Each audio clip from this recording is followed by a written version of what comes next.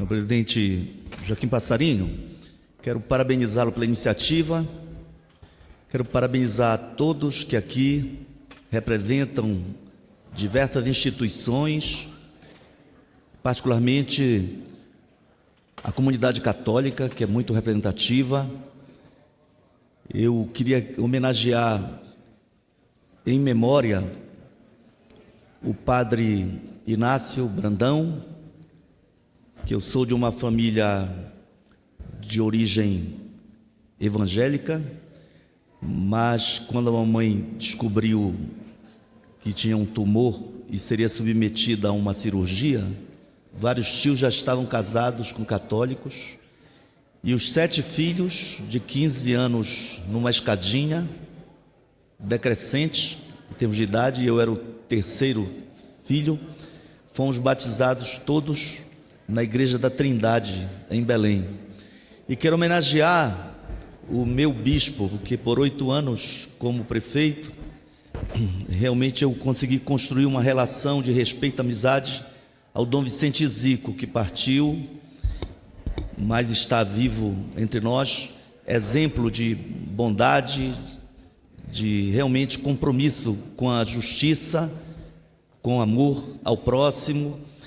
Então, eu queria dizer que, na condição de agente político, há alguns momentos importantes. Creio que 2013, quando a ONU, através da Unesco, reconhece o Círio de Nazaré como Patrimônio Cultural da Humanidade, esse é um marco muito importante.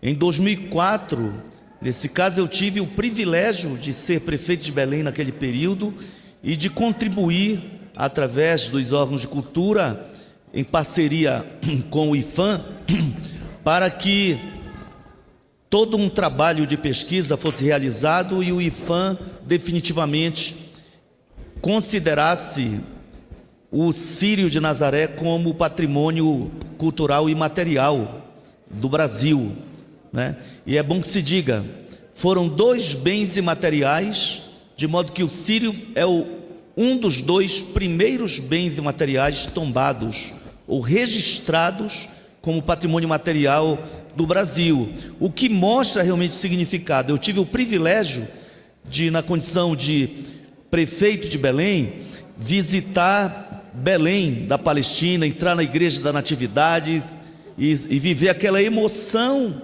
não é? De pegar naquele lugar simbólico onde em tese teria nascido, teria ficado a manjedoura de Jesus Cristo.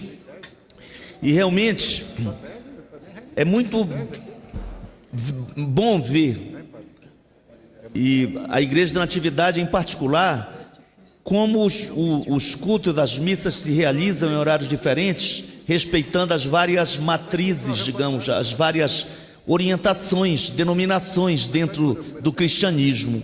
Então, eu creio que o Círio de Nazaré, ele é um exemplo dessa capacidade de ecumenismo, não é? Várias igrejas, mesmo neopentecostais, no Pará, e a comunidade como um todo, as pessoas como um todo, independentemente da religião, a comunidade hebraica paraense, uma das primeiras levas de imigrantes para o Brasil, foram exatamente para a Amazônia. Muitas são as famílias de origem marroquina, por exemplo, judias, que moram em Belém, e não há uma família. Eu falei do meu exemplo particular, porque mesmo tendo o meu avô materno participado do início do século XX, particularmente do início da instalação da Igreja da Assembleia de Deus lá, não é? Nunca a nossa casa deixou de ter, no dia do Círio, a recepção das pessoas, aquele sentimento de que a felicidade tem muito a ver com a fartura, de modo que a panelada do pato no tucupi, da maniçoba, eles são símbolos dessa festa da esperança, baseado na dádiva divina de ter garantido o pão, não é isso? Então, eu cito tudo isto para dizer que eu ando meio impactado com algumas manifestações, e momento de festa a gente não deve falar em coisas ruins, mas era importante dizer, nós temos aqui uma bancada cristã muito forte, muito, mas muito forte, pode-se dizer majoritária. Eu não conheço assumidamente nenhum judeu, eu conheço pouquíssimos que se assumem afro-religiosos, não é? Mas cristãos, dos 513 deputados, quase totalidade, e alguns que são agnósticos, mas são pessoas mais ou menos, digamos assim, dedicadas ao bem, nem todos, é verdade. Agora, num momento como este, você vê que realmente o que ocorre em Belém merece ser um exemplo para o Congresso Nacional.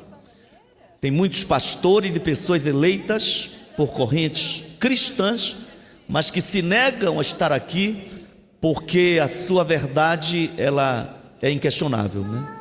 Então, realmente, eu creio que isso é manifestação de uma certa intolerância e uma cultura de desrespeito à diversidade religiosa do nosso país. Então, o Círio de Nazaré é inspirador porque consegue reunir todo mundo.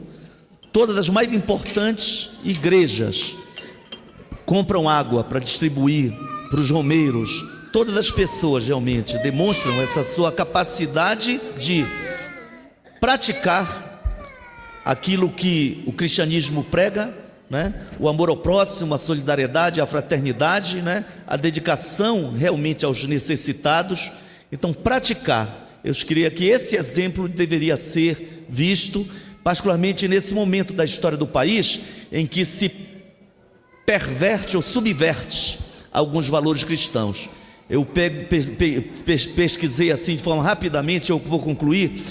Quando você pega em Provérbios, aí você diz, a referência feita a aquele que oprime o pobre, insulta ao seu Criador. É muito forte o compromisso com a justiça social, com o amor ao próximo e com o combate às mazelas sociais. Em Amós 5,12 fala dos direitos dos necessitados e fala inclusive da salvação daqueles que se preocuparem com os necessitados.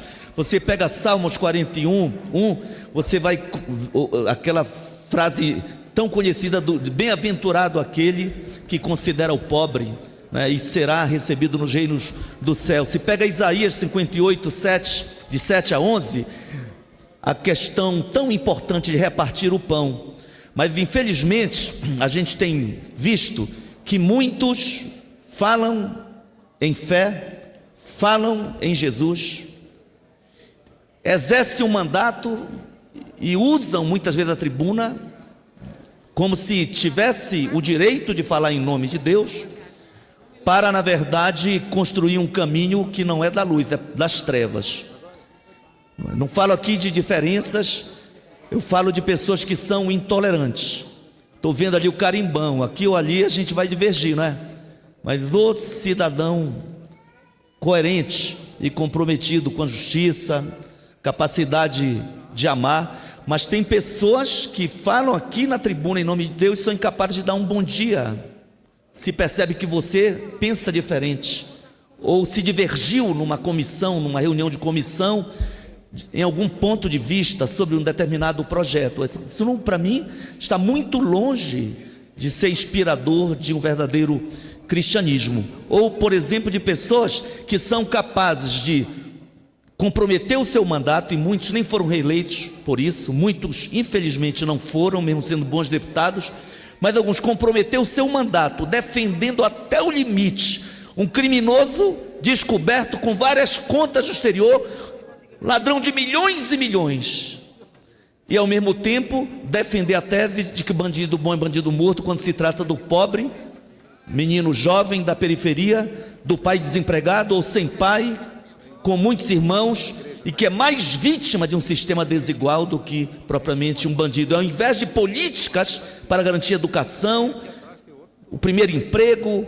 dignidade e salvar aquela vida, ao invés do amor, da solidariedade, se prega aqui o direito, como o governador eleito do Rio, de, se estiver armado, pode atirar. Só que o que fazem nas favelas jamais será feito nos condomínios de luxos.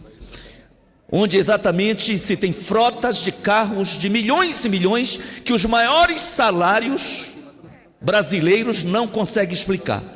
Nenhum maior salário, o teto de salários que está no presidente do Supremo, consegue explicar frota de 6 carros, cada um avaliado em 1 milhão, 1 milhão e 200. Então, não há explicação. No entanto, nunca os filhos moradores desse condomínio, nem aqueles que ali mantêm patrimônios inexplicáveis, serão afrontados pela presença da polícia, muito menos seus filhos receberão a mira de uma arma capaz de atingi-lo a 1 quilômetro de distância. Então, o cristianismo é sinônimo de amor ao próximo, de solidariedade, de fé. Jesus Cristo foi preso várias vezes, foi torturado, não é? Era pobre, filho de operário. Então não é admissível que se use a fé cristã para perpetrar violências e o ódio contra aqueles que mais necessitam, que são exatamente compõem a grande maioria da sociedade brasileira, tão carente de superação das perversidades, tão carente de democracia, tão carente de liberdade. Viva o Cid de Nazaré e viva a Mãe Jesus.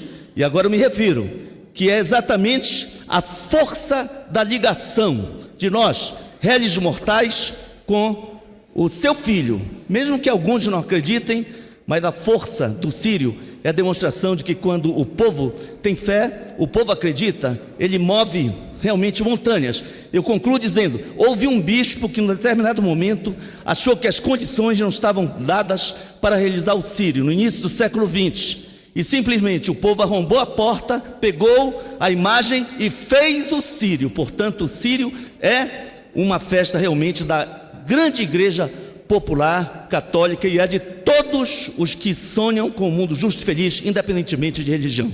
Parabéns, obrigado. Obrigado.